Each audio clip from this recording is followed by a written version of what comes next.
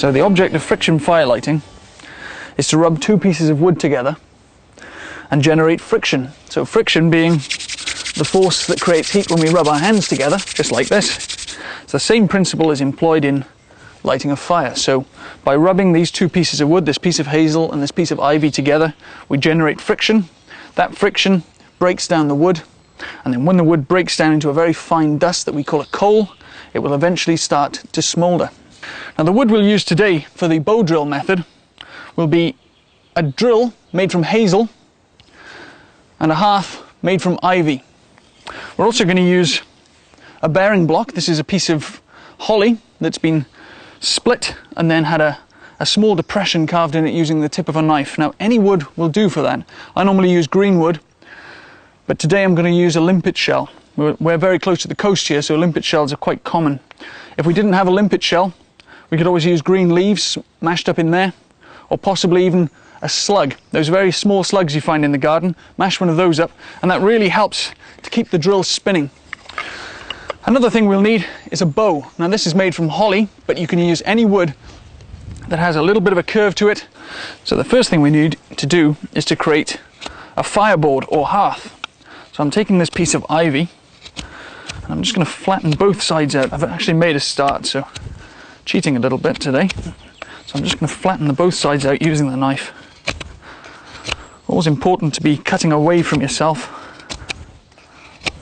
And we can use these shavings later on. Using the tip of the knife, I'm just going to cut some small semicircles.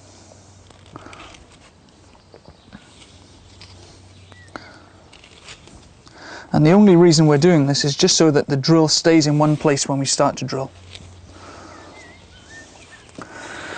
Okay, that's the hearth board ready to go. The next thing we need to do is to shape the drill. Now I've chosen a piece of wood that's fairly straight anyway, but if you look along it, you'll always see a few imperfections. Now if we can get this drill as straight as possible, it'll spin perfectly. If we have any wibbles in it, it'll spin and create a hole that's bigger than we actually need and allow cold air to get in and interfere with the firelighting process. So I'm just going to take the bark off. So I'm going to make it quite pointy this end, and that's fine.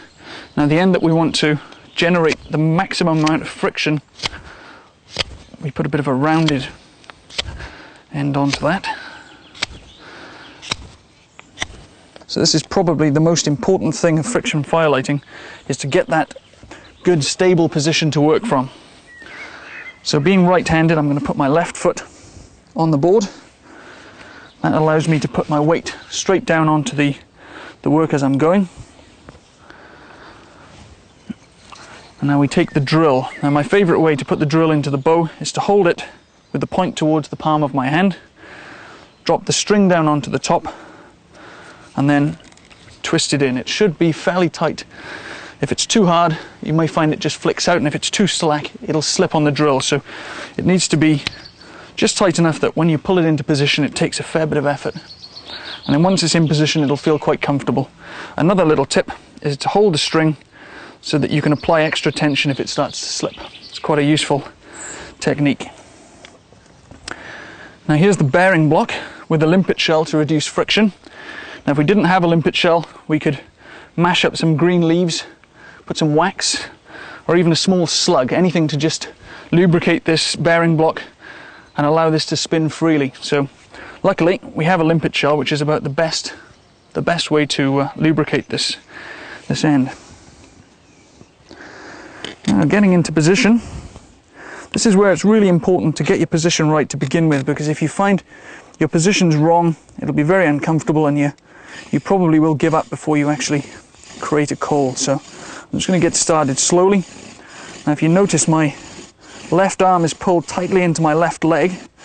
That gives it extra stability and extra strength, and it means I can hold the bearing block solidly and I can apply downward pressure without wibbling around. I'm just speeding up a little bit. You can probably see a small amount of smoke already.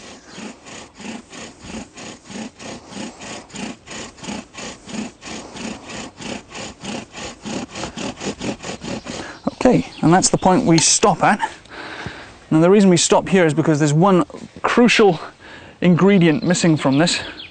So we've created the depression, we've shaped the end of the drill, and we've shaped the hearth. But the thing we're missing is a notch. Now without a notch in the side here, all the dust will collect around the outside of the hole, and it'll cool down, and we won't actually light a fire. So I need to cut a notch into the side of the hearth, and the notch should be about 1/8 of the hole.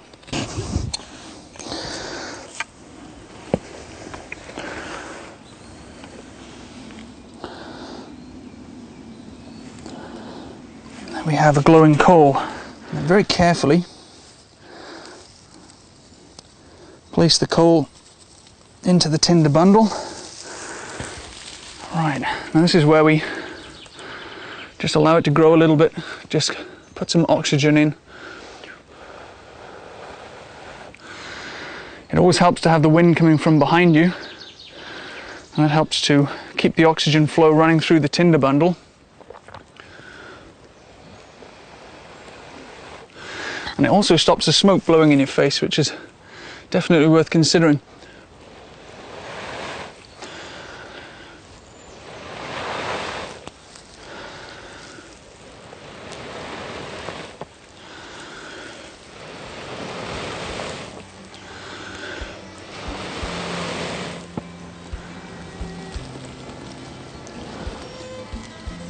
And there we have fire by friction.